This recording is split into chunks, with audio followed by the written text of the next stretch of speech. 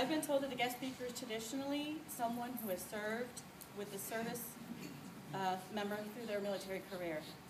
And so when Rob, or Chief Bo, as many of you know him, first asked me to speak, I was more than a little leery.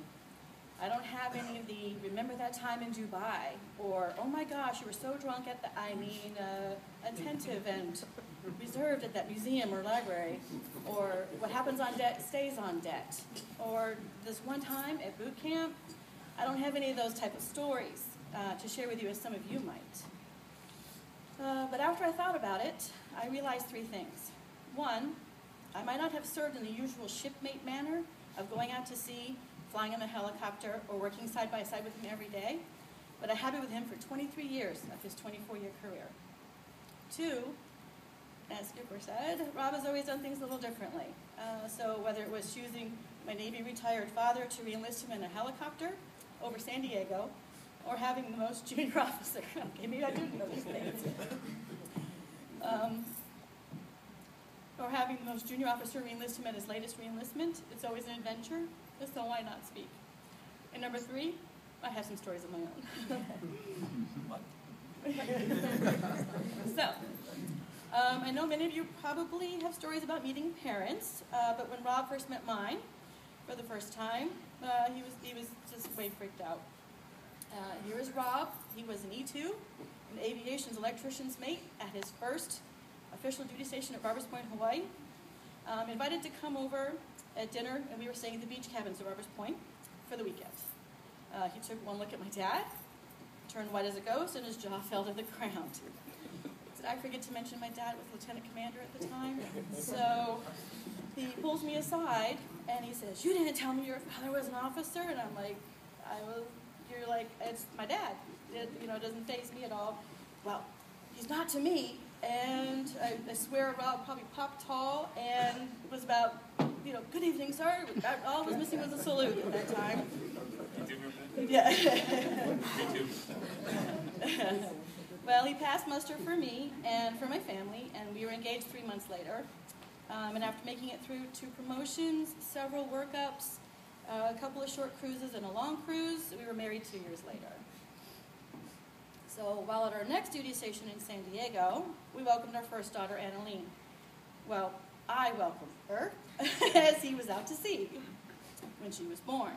He wasn't supposed to be out to sea, but a shipmate blew out his knee, and it needed immediate surgery. And of course, you know how it goes. Well, who's next on the list?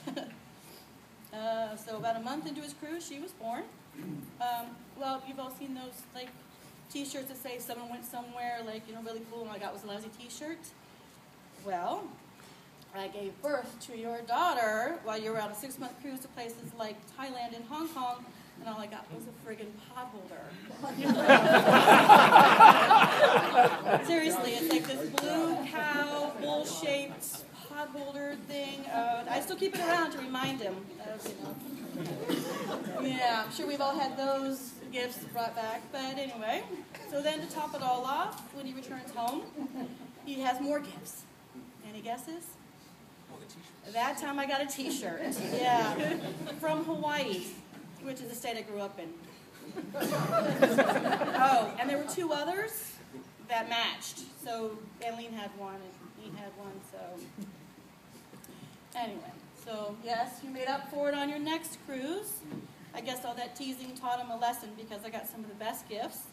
Gold ingots, opals, mink blankets, silk scarves, and not too long after we returned home from sea, our second daughter, Megan. Then as a family, we moved to Great Lakes, Illinois, so Rob could be a recruit division commander. It was a demanding and tough assignment, and he was a damn good RDC. Perhaps maybe even a little too good, because it's really amazing and how some of those recruit terms end up in your household.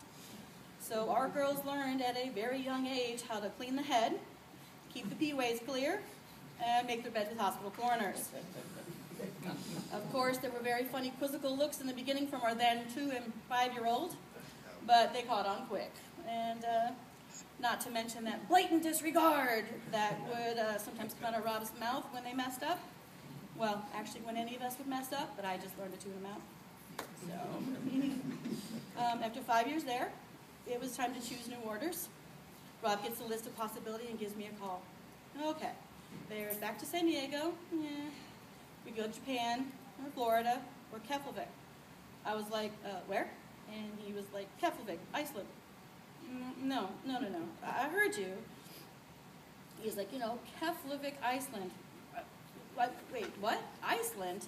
So he thinks this will make it better. Kefl. Okay, I heard you. Give me a minute to comprehend what you were saying. So we conducted a little research, and our tour was, I decided to give it a try for 3 years. Unfortunately, the Navy decided to close the base, and our tour was cut short, but we made the most of it and treated it like the adventure it was. And that's how we ended up in Jacksonville 8 years ago. But then most of you probably have or know those stories about Rob or have some of your own.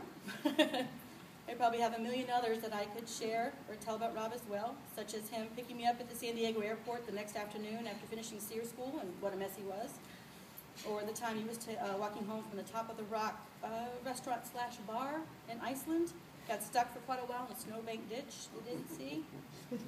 Or the time we almost missed our flight to Italy for an award ceremony because no one told us there were 2 airports in England, and we had to change not only airlines but airports. But then we'd be here forever, and you would get bored, and, well, it would just be a hot mess. So, not to mention there are some things I would probably rather not talk about. What happens at home stays at home. So we'll throw that back in. So let me end by saying you've had a great run the last 24 years, and the Navy is losing a great and dedicated sailor. I will, however, miss the stories you tell about the outstanding sailors you work with,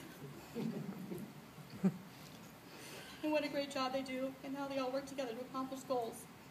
But I guess the Navy has lost my gain. I suppose I can give you a few days off after you retire, but I have quite the honeydew list, so you got to get busy.